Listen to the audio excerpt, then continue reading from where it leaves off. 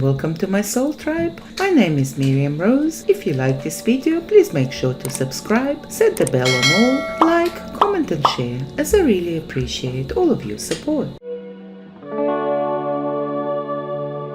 Today we're talking about Atlantis and the emergence of duality on Earth. First of all, what is duality? Duality is the denial of the inner unity of the universe. It is the belief in the division between people and man versus nature, men against women, races against each other, nations at war, nature that threatens us and therefore must be subdued. Duality is the belief that we are surrounded by enemies we need to fight. Duality is a mental illusion that imprisons humanity, an illusion that arises when our thinking is no longer based on love but on fear. What does this have to do with Atlantis? Atlantis was a civilization that arose long ago when a certain group of cosmic souls who originated elsewhere in the universe decided to incarnate on Earth. At that time, there were already people on Earth, which you could call the Earth people. They had a somewhat different inner attunement and a different consciousness. They were very down to earth and felt a part of Earth's nature. For example, they saw animals as equal co-inhabitants because of their bond with the Earth. The mother energy plays a major role in their psyche. Atlantean people were more cosmically orientated. They were aware of their origins. They were more mentally, more intellectually developed, and they had the powers of the third eye. They also looked a bit different. They were taller and lighter in color, and they considered themselves superior. The consequences of their incarnation on Earth was that a class society emerged in which the Atlanteans formed the upper class, the ruling class. Among other things, they had come here to help and protect the Earth people, but they also looked down on those Earthlings, considering them less evolved beings who needed to be taught and enlightened. You can compare what happened then to what happened much later in human history, inspired by subconscious memories of Atlantis during the age of colonization. The white colonizers saw themselves as those who came to enlighten, Christianize, and instill modern civilization in the quote-unquote savages. They even saw this assignment as the white man's burden. It was the white man's duty to enlighten the rest of the world. It was only later that people began to understand that we can learn much from these so-called quote-unquote savages. Their bond with nature, shamanism, the spirituality of Indian tribes, and from a country like India that brought and still brings many new insights into our Western society. The ideals of the enlightened and the enlightenment that so profoundly changed our society originated in the encounter with Indian people who often had little sympathy with the hierarchical and material gain-oriented society of the Europeans. Liberty, equality, and fraternity is not a European invention. We are now beginning to see that the civilization had brought immense suffering and misery to the colonized people. This is a repetition of the Atlantean themes. The Atlanteans also thought they could bring progress and civilization and acted from a certain arrogance and a lack of appreciation of the value of the existence, quote-unquote, primitive cultures. At some point, the Atlantean civilization ended. This was partly due to forces of the earth and natural disasters, and partly due also from a growing awareness of the Atlantean people themselves that they were doing the wrong thing and were achieving the opposite of what they intended. The result was that the Atlantean civilization collapsed. Then, in subsequent incarnations, the Atlantean mixed with the Earth people. They became part of them. However,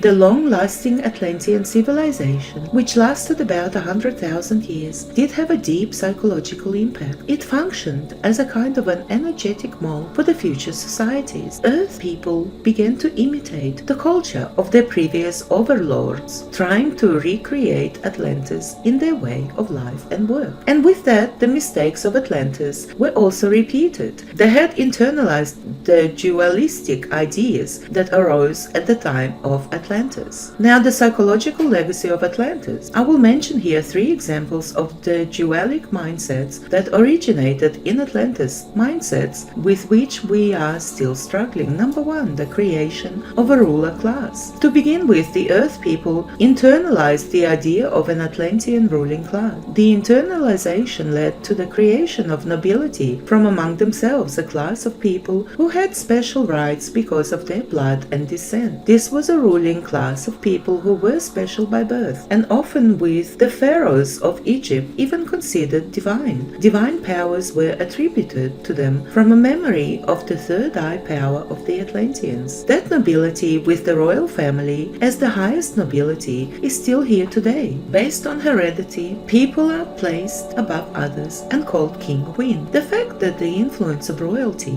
is diminishing shows that humanity is freeing itself from the psychological consequences of Atlantis. Nevertheless, the hierarchical idea that certain people are better than others runs deep and is still the cause of much injustice and suffering. Those rulers themselves were often more concerned with expanding their power through wars and self-glorification than improving the well-being of their subjects. Their belief that they were chosen by God to rule over others did not help them. Number 2, subjugation of nature. Another result of Atlantis is the idea that the earth is something to be controlled. The Atlanteans never really felt part of the earth. They knew they had a different origin and identified with the cosmic origin. They looked down on the earth and believed the earth and nature had to be controlled. And in doing so, they created a growing tension with nature that would eventually come to a fateful eruption and cause the demise of Atlantis. In our time, this belief has led to an alienation of man from nature. In striving to imitate the Atlanteans, the Earth people forgot what they had been given, a deep bond with the Earth and all its living beings. This also explains the sometimes bizarre contradictions of modern men. People can love their pets dearly and still eat meat from the meat industry in which animals are horribly abused. People spend so much of their energy on appeasing their boss and not on their children and family. All around us we see clashes between old energetic patterns originating from Atlantis and the natural energies of Earth people. And number 3, hierarchical spirituality and the false unity consciousness. Closely related to this and of great importance is the fact that Earth people following the Atlanteans established a hierarchical form of spirituality. Because the Atlantean souls strongly identified with their cosmic origins, their experience of spirituality was strongly oriented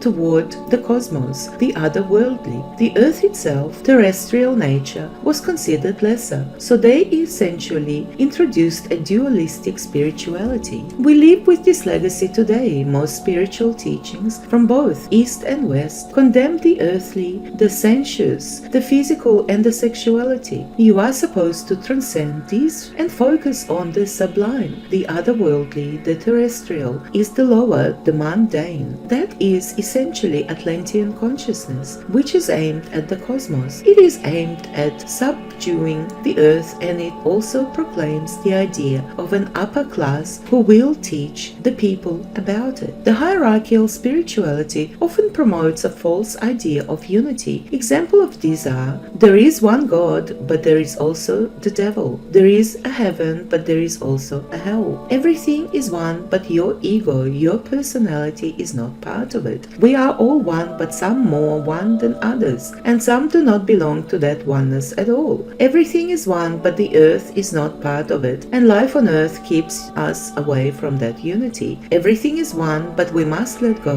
of the outer world. It is not a part of it. It is very simple. When everything is one, everything belongs to that unity. Personality, ego, play, money, illusions, sexuality, earth, inner, outer, time and space, everything that has a name belongs to that oneness and may be seen and loved and has meaning. Resisting something, denying something always leads to duality, and the belief in duality leads to psychic tension and to inner and outer conflicts. The consequences of duality are dramatic suppression of one's own sexuality, suppression of a natural spirituality and creativity, and the emergence of deep feelings in people of guilt, shame and inferiority. The suffering and psychological damage these ideas have caused are almost beyond comprehension. Not only are there major world's religions to blame for this, but everywhere we see quote-unquote enlightened gurus who preach unity consciousness and meanwhile sexually abuse their students. It was mainly the Atlanteans themselves who reincarnated after the fall of Atlantis and now aware of their mistakes, clashed with these hierarchical ideas. They rebelled against their own inheritance and were usually condemned for doing that by the societies they lived in. They went from ruler to persecuted, from perpetrator to victim. Now the confrontation with the past. The road taken after Atlantis was not easy one for the Atlantean souls. Living among the Earth people and under the energetic burden of Atlantis were painful experiences for these souls. It became a path of self-discovery, but also a path to true teaching. It was a confrontation with the past. As mentioned before, the structures and ideas that the Atlanteans had created lived on in the Earth people after the fall of Atlantis. They had internalized these concepts, the ideas of hierarchy and class, and the subjugation of nature, the idea of an upward spirituality, and the neglecting of the lower chakras. They turned out to be the structures that the former Atlanteans, both because of their natural arrogance and because of their growing hard consciousness, could not bear at all. Ironically, it was they who clashed most with the hierarchical ideas and social structures they had once created. They became the rebels, the outsiders, the revolutionaries, and also the witches burned at the stake. Psychologically, however, a very valuable development took place. They began to identify with Earth people. They saw their warmth, their humanity, their love for their children, and they saw what the system was doing to them. For the first time, real love and understanding arose between them, something that had been lacking in the days of Atlantis. The first step towards true teaching had been taken.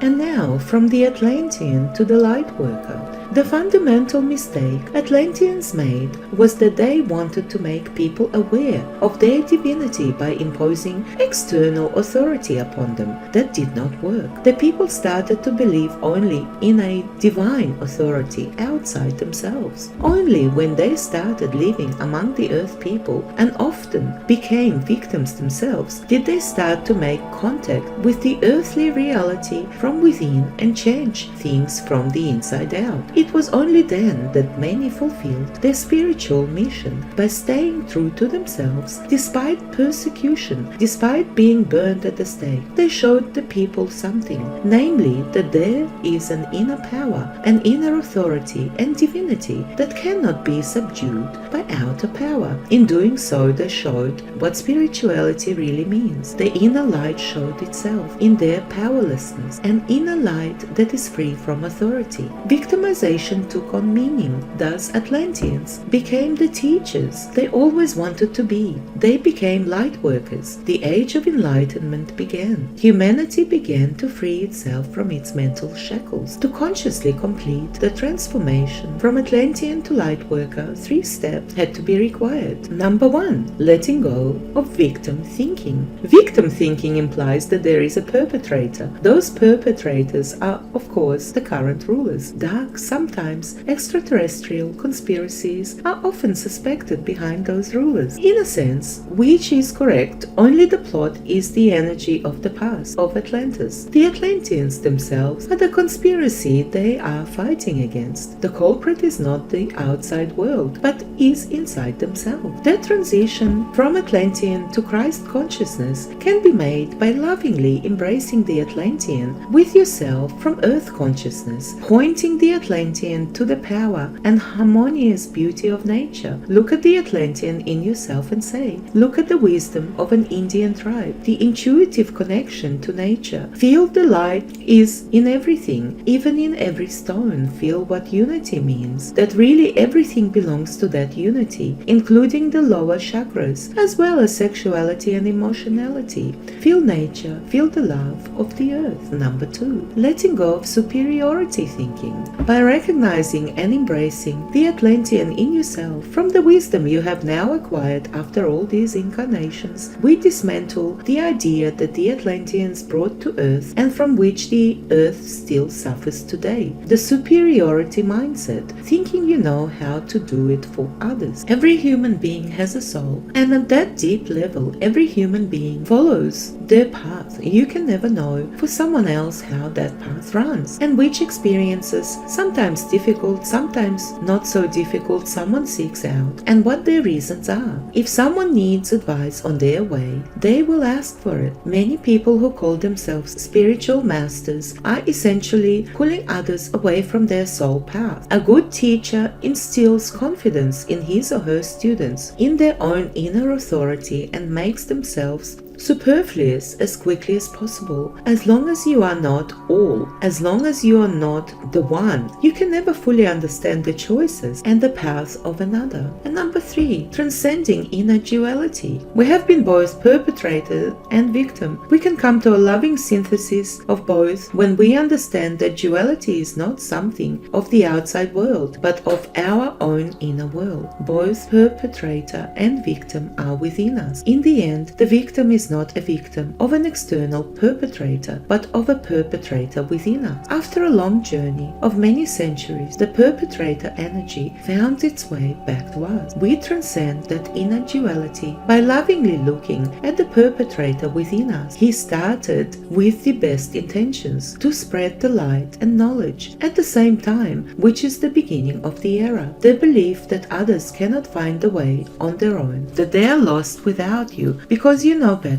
and see the right way. This is how the helper became the perpetrator, and eventually that perpetrator energy comes back to you. Almost all structures that light workers collide with in this world, rigid, ecclesiastical and secular authorities, organizations that exploit the earth, etc., were created by themselves at some point in a now forgotten past. The way to dismantle those organizations is not to go to war against them, but to remove their breeding ground by lovingly forgiving and integrating the perpetrator in yourself. This is what we call Christ consciousness. Christ consciousness is unity consciousness. It is the recognition that the same divine origin is present in all living things. Christ consciousness involves an unconditional love of everything, and everything really means everything. So not you can only reach the higher if you push something away. If you suppress the earthly and say no to the earthly part. Love your enemies, love everything that you think does not belong, because it does belong. In a deeper sense, Christ consciousness is born of the marriage between Atlantean and Earth people. The Atlanteans had the cosmic attunement, the Earth souls the attunement to the earth and nature. Love and the integration of both attunements arise from the equal meeting of both, the equal appreciation of the earthly and the cosmic, seeing the incredible richness of the outer world with its beautiful nature and recognition of the inner divinity, appreciation for the big and the small. It is the combination of the belief in the divine inner man, the Atlantean, and the belief in the equality of all people, which is earthly. The spirituality that comes from this is the recognition of the divine in everything, a true unity consciousness. The birth of Christ consciousness has also ultimately been the deeper esoteric mission of the Atlanteans. They came to Earth with the intention of helping the Earth, protecting it from hostile forces and enlightening the people here. But deep down they also knew that they themselves had something to learn on Earth, emotional warmth, connection with the Earth and nature, living in the now, and that this was the path of Christ consciousness. The secret of Christ consciousness is that we make a distinction between the inner and outer worlds, but for Christ consciousness there is no such distinction. The outer world is a reflection of our inner world. Love in our inner world leads to harmony in the outer world. Inner struggle creates duality in the outer world. that inner world is not limited to the present. Once we integrate the past and become inwardly free from it, it radiates out to all lives we have ever experienced on Earth. By lovingly integrating the perpetrator in us, the Atlantean in us, we dismantle the power structures from the ancient past. The secret of Christ consciousness is that it is not something of the now. It is a loving consciousness that flows through all of our incarnations, bringing healing. A loving wave that touches all facets of us wherever they are in the time and space. It lifts all history into a different consciousness. And lastly, we have come a long way. We first lived as superior rulers to the Earth people, and we saddled them with ideas and structures that still hinder them today. Then we started living among them and started fighting against those structures, against the power structures, the upper classes, against the imposed hierarchical spirituality that condemned sexuality and suppressed the earthly. Now it is about embracing Christ consciousness, letting both forces come together and feeling that we find the oneness in that. Christ consciousness is born of the marriage of the earthly and the cosmic. It arises from the transcending the inner duality that of both perpetrator and victim. Christ consciousness is born when we let go of the inner struggle. It is born of the realization that everything in us belongs and longs for love. It is born when we give love to everything within ourselves. It is born from the harmony that then arises. It is healing consciousness that spreads its light not only in the present but to every moment we live and breathe here. It is love that transcends time and space. I hope you enjoyed this video. Just a brief mention that my editor and I are taking a short break over the holidays, and we're returning back in January. So till then, season's greetings to everyone. With absolute gratitude, love and light, cosmic kisses to everyone. Have a wonderful break. Have wonderful holidays. Till next time, till January. Bye for now.